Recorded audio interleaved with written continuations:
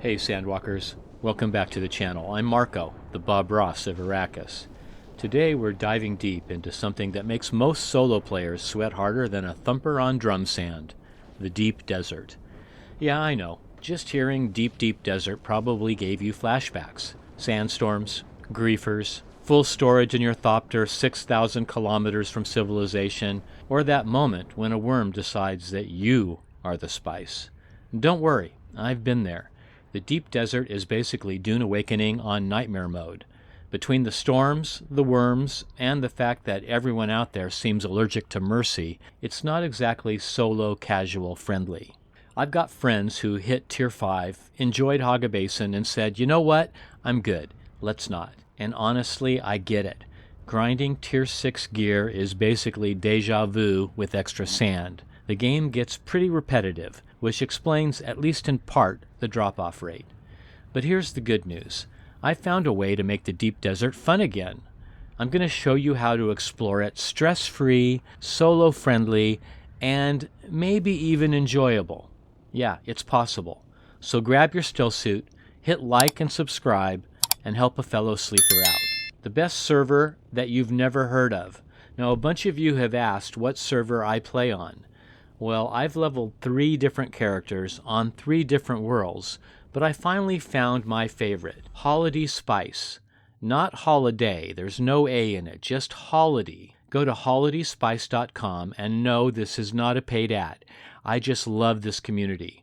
It's growing while most servers are shrinking. The admins there are amazing, the Discord is very chill, and the best part, a completely PvE Deep Desert. I can hear your collective sigh of relief from here. They've got 4 different Stieth flavors. Jacurutu, which is heavy roleplay, perfect for Spice Lords in character. Yali, which is super laid back. There's not even any storms, there's no taxes, there's no worries. Thaddi, which is my personal favorite and where I live, all the classic Dune Awakening systems, but with that PvE Deep Desert goodness. And then lastly, Amtal, Hagga Basin turned full PvP, aka I like pain. Now there's something for everyone on this server. Their admin team doesn't mess around with harassment or griefing. It's well run, affordable, and peaceful. 3 things you rarely hear in a sentence with Deep Desert. Go tell them Marko sent you. When to build your first Deep Desert outpost. For me, the magic moment comes when you unlock the Buggy Cutteray Mk6. That's when you know it's time to move out there and start mining Titanium and Stravidium. The Buggy is your best friend. More efficient mining, faster travel, and when you get the Focus Cutteray Mk6 blueprint, oh baby, now you're cooking with gas. Now Titanium is heavy, so you want to refine your plastinium out there and only haul the finished product back to Hagga Basin.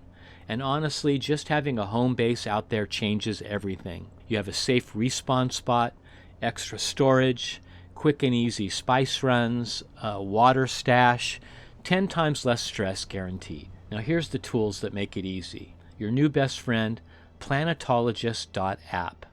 A kind soul made this site to map the entire Deep Desert every week. You'll see the spice blows, the resources, the works. They even have a storm countdown clock so you don't get wiped by the next Coriolis storm. Once a week, everything resets in the Deep Desert, so don't get too attached. Now if you're not on a PvE server, be warned. Rows E through I are PvP zones. Build there, and you're basically sending a wedding invite to a raider squad. Here's another lifesaver. Troubleshoot's Dune Base Calculator. You plug in your utilities, your fabricators, everything that you need, your refineries, and it'll tell you exactly what components and resources that you're going to need. Check the Deep Desert box on the right because construction costs are 50% off out there. It's like a Black Friday sale, but with more sand and worms. Now here's my pro tip.